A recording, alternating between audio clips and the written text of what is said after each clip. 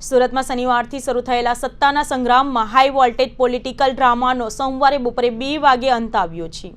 સુરત લોકસભા બેઠક પર ભાજપના ઉમેદવાર મુકેશ દલાલ બિનહરીફ જીત્યા છે।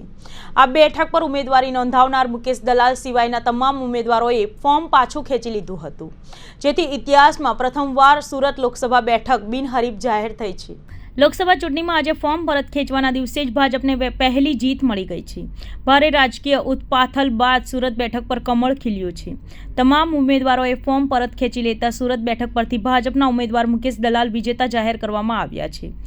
મુખ્ય ચૂંટણી અધિકારી અને કલેક્ટરે મુકેશ દલાલને જીતનું સર્ટિફિકેટ આપી દીધું હતું, ત્યારે ભાજપની આ જીત બદલ મુખ્યમંત્રી અને CR પાટીલે અભિનંદન પાઠવ્યા હતા।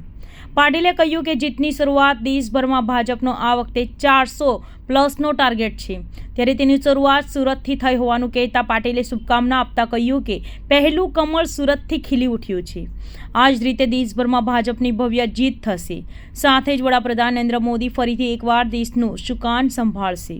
મુખ્યમંત્રીની શુભકામનાઓ, જેમાં મુખ્યમંત્રીએ ટ્વીટ કરતા લખ્યું કે સુરત લોકસભા બેઠકના ઉમેદવાર મુકેશ દલાલને બિનહરીફ ચૂંટાવા બદલ હાર્દિક અભિનંદન, શુભકામનાઓ।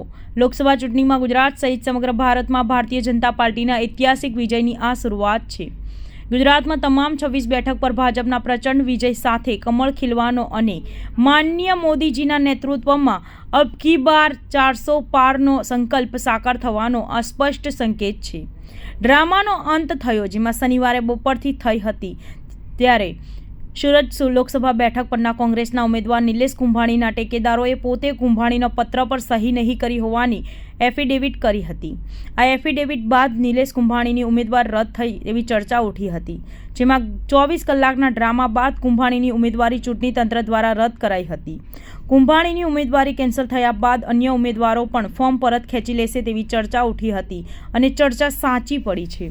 मैं आदरणीय वडाप्रधान जी नरेंद्र मोदी साहब और आदरणीय हमारे प्रदेश प्रमुख श्री CR पाटिल साहब का और हमारे अमित भाई शाह साहब, JP नड्डा साहब, भूपेंद्र पटेल साहब का मैं आभारी हूँ कि इन्होंने मुझ पर विश्वास करके मेरा चयन किया और आज मैं निर्विवाद मैं मेरी चुनाव में मेरी विक्टरी जाहिर की। वो विपक्ष की बात पुरानी है, ये काफ़ी पुरानी हो चुकी है।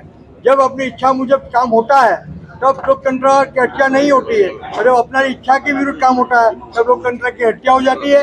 ये तो बहुत पुराना किस्सा है विपक्ष का, कांग्रेस का।